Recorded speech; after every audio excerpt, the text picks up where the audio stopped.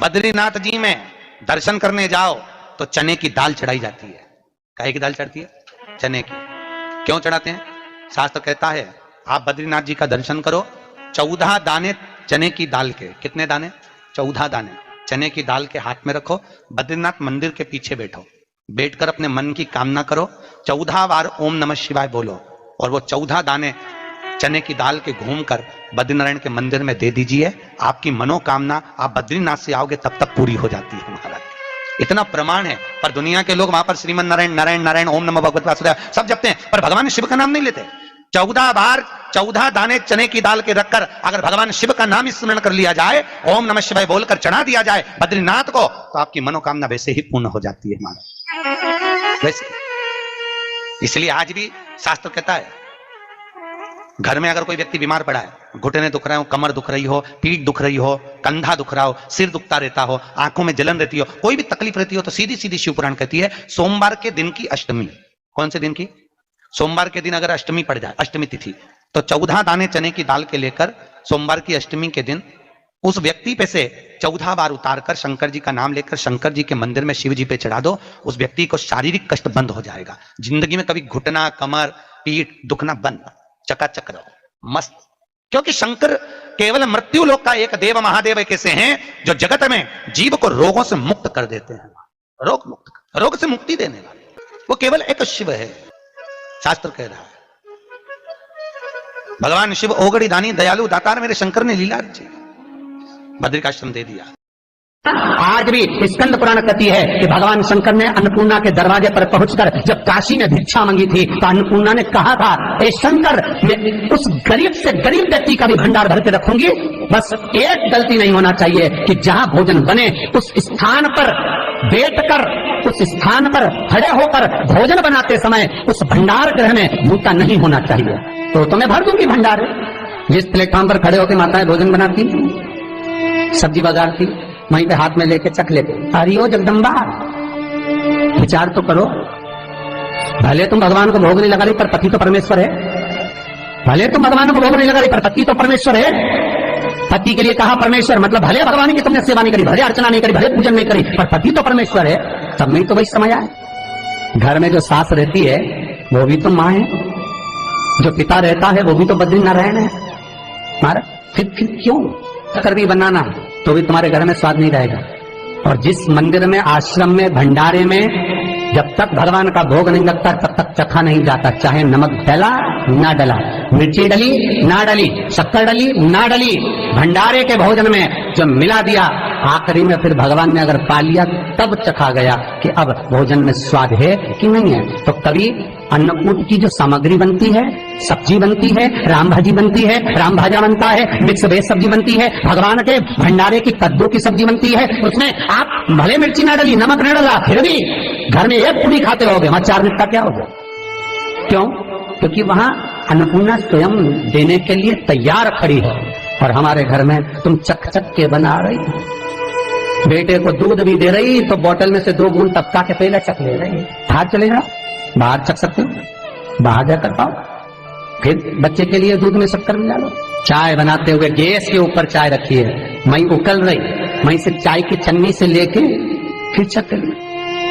कैसे आए वे अन्नपूर्णा, ये तो बताओ। लोग कहते हैं हमारे घर में सारा सुख है गुरु जी, पर शांति नहीं है। हमने शांति ना जाने चली गई क्योंकि किचन में किच किच भरा गई। शांति कहां से होगी?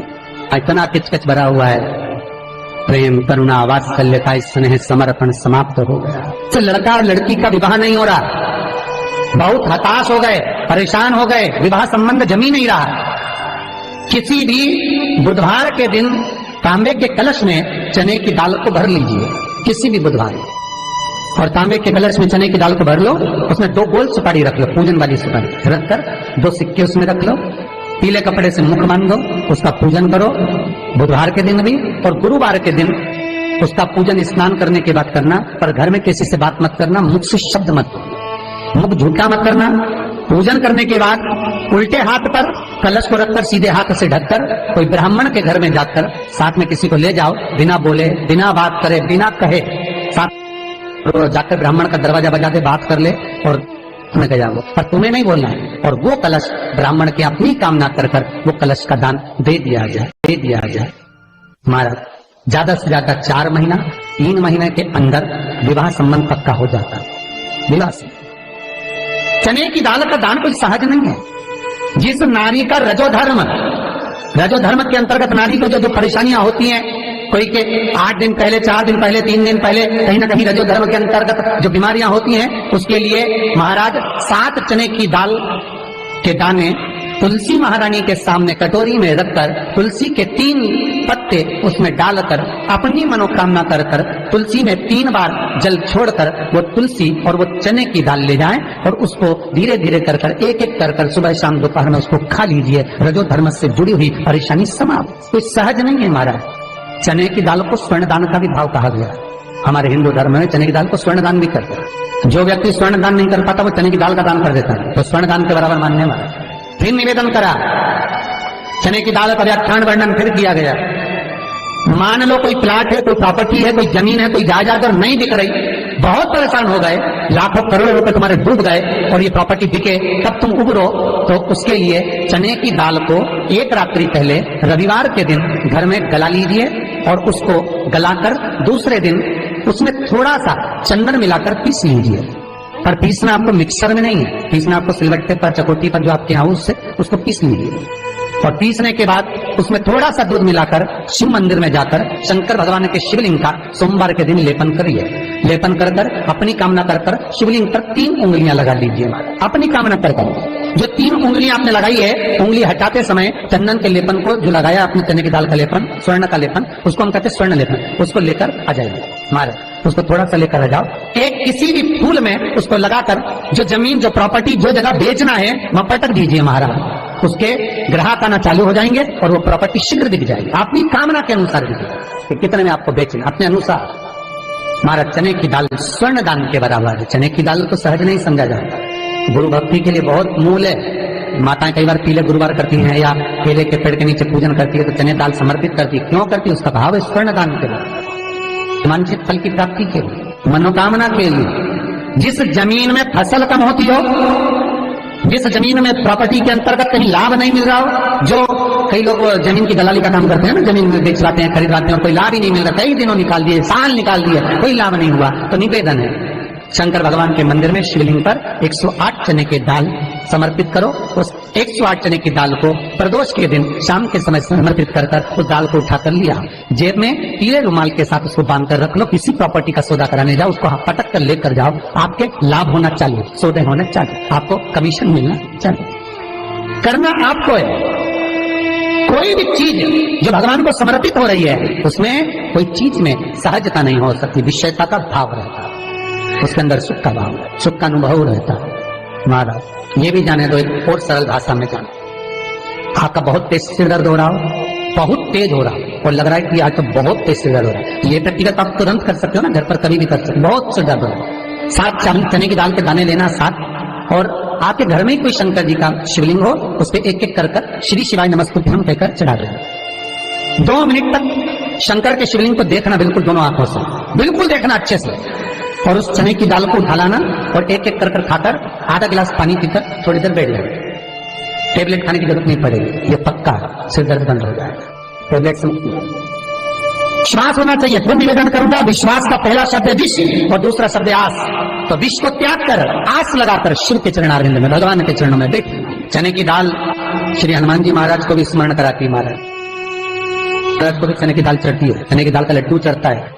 हनुमान जी महाराज और राम जी महाराज, शंकर जी, गुरुदेव बृहस्पति जी, जब आपके दिल को बहुत दुख, हृदय रोए, मन कर रहा है कि आज सबने धोखा दे दिया, बहुत तकलीफ दे दी, दिल टूट गया, मन टूट गया, बहुत हताश हो गए, बहुत परेशान हो गए और आज मन रो रहा है, कुछ मत करो, एक काम करो, बस केवल एक काम, आंवला हो, बड़ हो, पीपल हो, कोई भी एक वृक्ष के नीचे बैठकर एक पत्थर रखकर सामने छोटा सा, उस पर जल चढ़ाकर एक घी का दिया सामने लगा दो और थोड़ी देर बैठकर भगवान शंकर का स्मरण करो।